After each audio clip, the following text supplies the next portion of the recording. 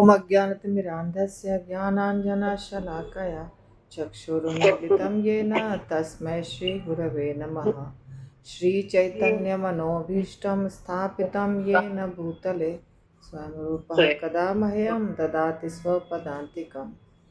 वन्देऽहं श्रीगुरो श्रीयुतपदकमलं श्रीगुरून् वैष्णवांश्च श्रीरूपं साग्रजातं सहगणा रघुनाथान्वितं तं सजीवं साद्वैतं सावधूतं परिजनसहितं कृष्णचैतन्यदेवं श्रीराधाकृष्णपादान् सहगणललिता श्रीविशाखान्विताश्च। जय श्री कृष्ण चैतन्य प्रभु नित्यानंद श्री अद्वैत गदाधर शिवासादि गौर भक्तवृंद। हरे कृष्ण कृष्ण कृष्ण हरे हरे, हरे राम राम राम हरे हरे।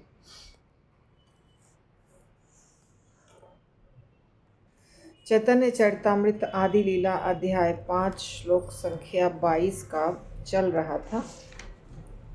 तो नहीं, 22 का हो चुका है, तो चल रहा है 27 और 28 का। हाँ, 27 और 28 का पढ़पोट। बहुत सुंदर वर्णन है इसमें भगवान का, जो हमने किया पिछले क्लास में, कि भगवान कृष्ण की 2 भुजाएं होती हैं और 4 भुजाओं वाले जो होते हैं वो भगवान नारायण होते हैं, शंख चक्र गदा और पद्म धारण किए हुए।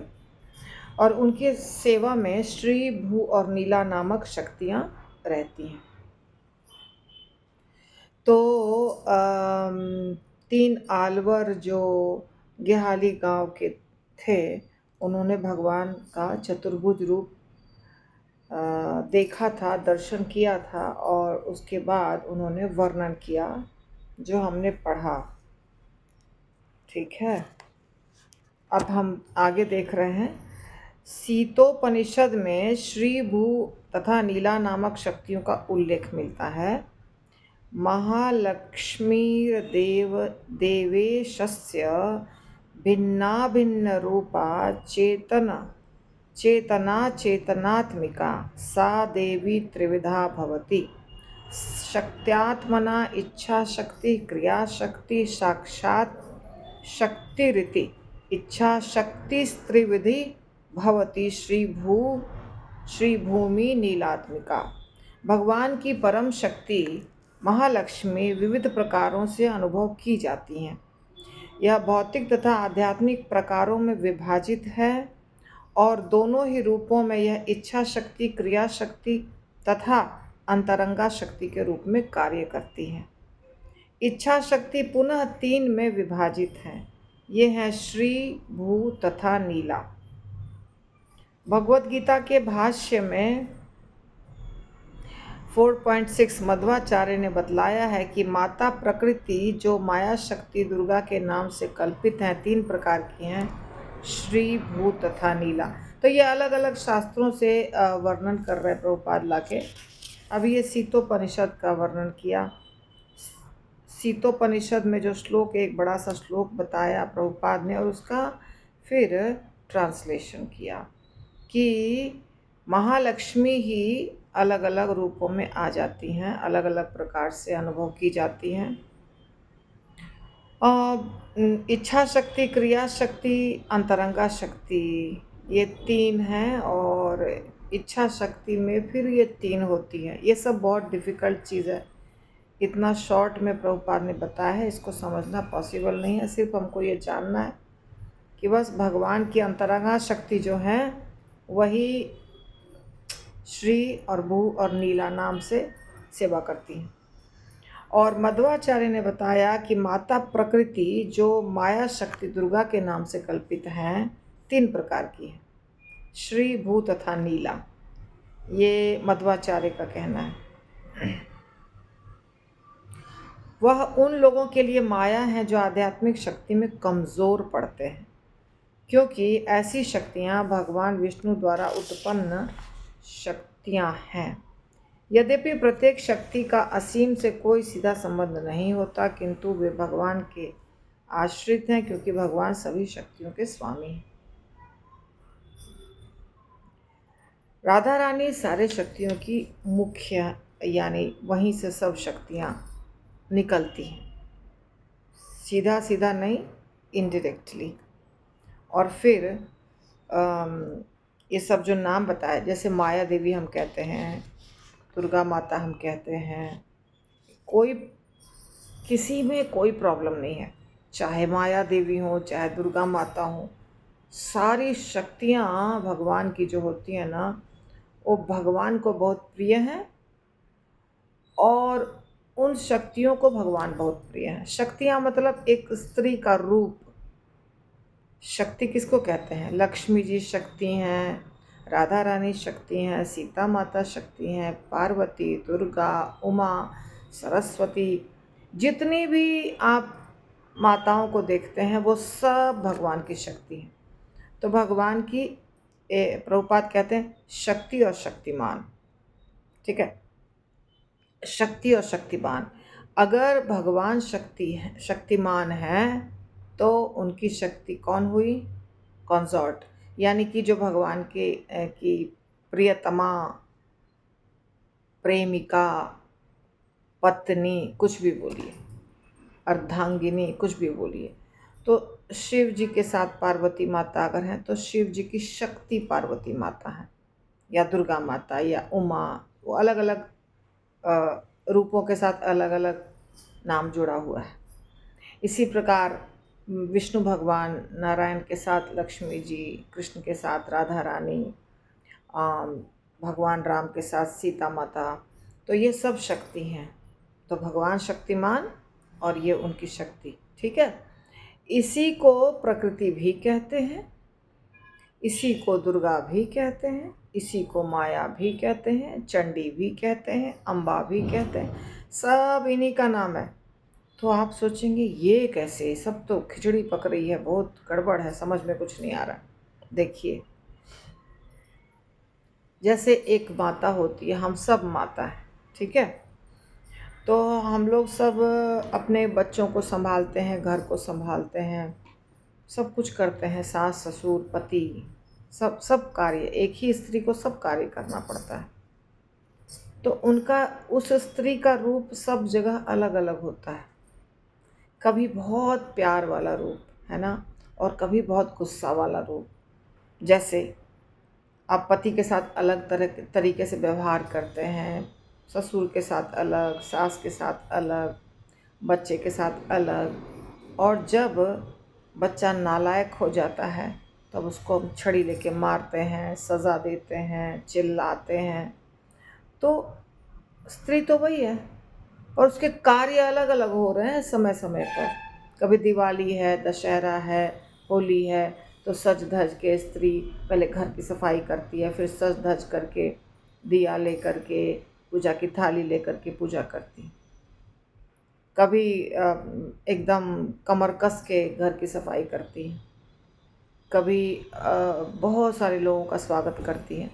तो क्या वो अलग अलग स्त्री है? नहीं, अलग अलग नहीं, एक ही स्त्री अलग अलग समय पर अलग अलग लोगों के साथ अलग अलग व्यवहार करती। उसी प्रकार राधा रानी ही अपने को विस्तारित करती हैं, भगवान कृष्ण ही अपने आप को विस्तारित करते हैं। इस दुनिया में जितने भी कार्य हैं उसके लिए जैसे रूप की आवश्यकता है वैसे रूप में वो कार्य करते हैं, ठीक है। इसलिए कभी भी कोई कन्फ्यूज़न मत रखिए। जितनी भी शक्तियाँ हैं वो सब शक्तियाँ एकदम परम वैष्णवी शक्तियाँ हैं, उन्हीं को शक्ति कहा जाता है। शक्ति का मतलब क्या हुआ? भगवान के साथ जो रहती हैं, ठीक है। तो इनका कोई संबंध नहीं लिखा है ना, सीधा संबंध भगवान से नहीं होता है। क्यों नहीं सीधा संबंध होता है? भगवान कृष्ण के साथ सीधा संबंध सिर्फ राधा रानी का है बस, और ऑफ कोर्स गोपियों का।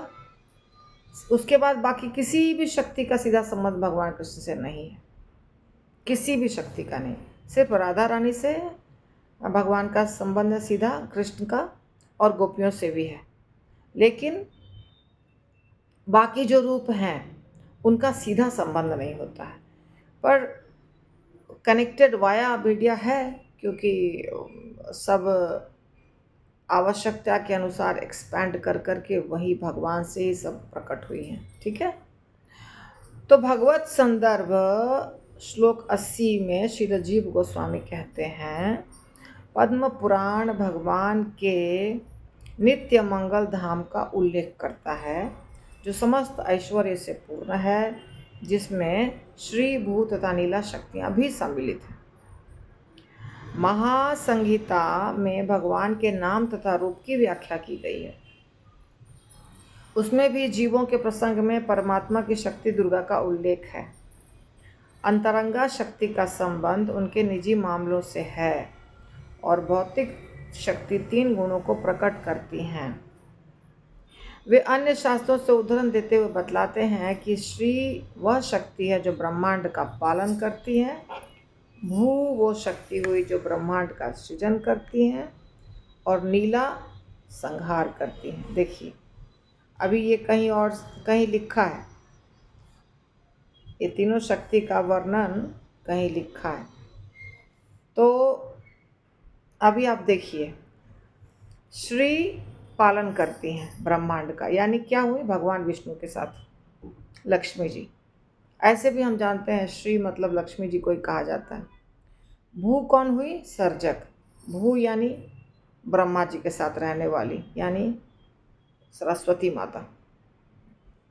भू जो ब्रह्मांड का सृजन, ब्रह्मांड का पूरे ब्रह्मांड का सृजन नहीं, ब्रह्मांड के अंदर का सृजन करती हैं। यहाँ लिखा है खाली ब्रह्मांड की सर्जक शक्ति। और नीला कौन हो गई, दुर्गा माता, जो संहार करती हैं, यानी शिव जी संहार करते हैं। शिव जी संहार करते हैं, इसीलिए शिव जी के साथ रहने वाली जो शक्ति हो गई वो हो गई नीला, यानी कौन, दुर्गा माता। तो ये सारी शक्तियाँ जीवों पर लागू होती हैं और ये मिलकर जीव माया कहलाती है। तीनों को मिला दिया तो जीव माया, तीनों कार्य करती है जीव के ऊपर। जब तक भगवान कृष्ण से शुद्ध प्रेम हम नहीं करेंगे, ये सारी शक्ति हमारे ऊपर कार्य करेगी। जिस दिन आप भगवान कृष्ण से शुद्ध प्रेम करेंगे, ये सारी शक्ति हट जाएगी और राधा रानी की जो शक्ति है, योग माया शक्ति, वो कार्य करेगी। पूर्ण रूप से शुद्ध भक्त जो पूर्ण शुद्ध होता है, नित्य मुक्त पूर्ण शुद्ध, उसके ऊपर ये सब ब्रह्मांड के अंदर वाली शक्ति कार्य नहीं करती। उसके ऊपर राधा रानी, गोपियाँ, ये सब जो शक्तियाँ हैं वो कार्य करती हैं। जब तक नहीं, जैसे कि जेल के अंदर हैं तो दुर्गा माता मतलब जेलर हंटर लेके मारेगा जेल के अंदर, जेल के बाहर निकल गए तब तो जेलर का कुछ काम नहीं है। इसी प्रकार इस दुनिया में ये जेल है, इस जेल के अंदर ये सब शक्ति कार्य करती है। लेकिन जो व्यक्ति जेल के बाहर निकल गया, आध्यात्मिक जगत चला गया, उसके ऊपर एक कोई शक्ति कार्य नहीं करेगी। ऐसा है। यद्यपि केवल तार क्रीड़ा मात्र धर्म, तथापि जीवेर कृपाय कौरे एक कर्म। यद्यपि उनकी लीलाएं ही उनके एकमात्र विशेष कार्य हैं, किंतु वे अपनी अहेतुकी कृपा से पतित आत्माओं के लिए एक कार्य करते हैं। अब ये किसके बारे में हो रही है बात, अब ये शक्ति भक्ति के परपोट में था। यहाँ पर हम देख रहे हैं भगवान कृष्ण के बारे में चर्चा हो रही, ठीक है ना। कि भगवान कृष्ण स्वरूप जो उनका होता है विग्रह, वो है द्विभुज। ओरिजिनल कृष्ण जो होते हैं वो द्विभुज, कभी भी कंफ्यूज मत होइए। जहाँ पे भी चतुर्भुज दिख रहा है वो कृष्ण नहीं है, वो विष्णु भगवान है। जहाँ भी चतुर्भुज दिख रहा है, ओरिजिनल कृष्ण जो है, स्वयंभू कृष्ण जो है, स्वयं कृष्ण है जो है। तो स्वरूप कृष्ण, स्वयं कृष्ण, वो सिर्फ 2 भुजाओं वाले बांसुरी लिए हुए, बस। बाकी जितनी भी लीलाएं आप देखते हैं, किसी को मार देना, काट देना, सुदर्शन चक्र निकाल लेना, इसका मतलब उस समय भगवान विष्णु कार्य कर रहे हैं, कृष्ण कार्य नहीं कर रहे हैं, कृष्ण नहीं है, ठीक है। तो यद्यपि उनकी लीलाएं ही उनके एकमात्र विशेष कार्य हैं, लेकिन वो जीवात्मा पे उनके उद्धार के लिए, पतितात्मा के लिए एक और कार्य करते हैं। क्या कार्य करते हैं यहाँ पे बता रहे हैं अगले श्लोक में। सालोक्य सामीप्य साष्टी सारूप्य प्रकार चारी मुक्ति दिया कौरे जीवेर निस्तार। तो 4 प्रकार की मुक्ति होती है। सालोक्य, सामीप्य, साष्टी और सारूप्य, ये भगवान जीवों को देते हैं। ये 4 प्रकार की मुक्तियाँ भगवान जीवों को देते हैं उनका उद्धार करने के लिए। तो यहाँ पे वर्णन है 4 का, सालोक्य, सामीप्य, साष्टी और सारूप्य। मुक्त आत्माएं 2 प्रकार की होती हैं। एक वे जो भगवान की कृपा से मुक्त हुई हैं, दूसरी वे जो अपने प्रयास से मुक्त हुई है। जो व्यक्ति अपने प्रयासों से मुक्त होता है वो निर्विशेषवादी कहलाता है और उसका तादात्म्य ब्रह्म ज्योति में होता है। किंतु जो भगवत भक्त हैं वे भक्ति के द्वारा मुक्ति लाभ करते हैं, उन्हें 4 प्रकार की मुक्ति प्रदान की जाती है। 4 में से कोई एक, जो जैसा उसका जैसा भाव रहता है। तो देखिए ये 4 जो नाम लिखा है, सालोक्य, साष्टी, सामीप्य और सारूप्य, इसके सिवाय एक होता है सायुज्य। सायुज्य मुक्ति यानी भगवान के ब्रह्म ज्योति में लीन होना। वो मुक्ति किसी भी भक्त को नहीं चाहिए, वो निर्विशेषवादी को चाहिए।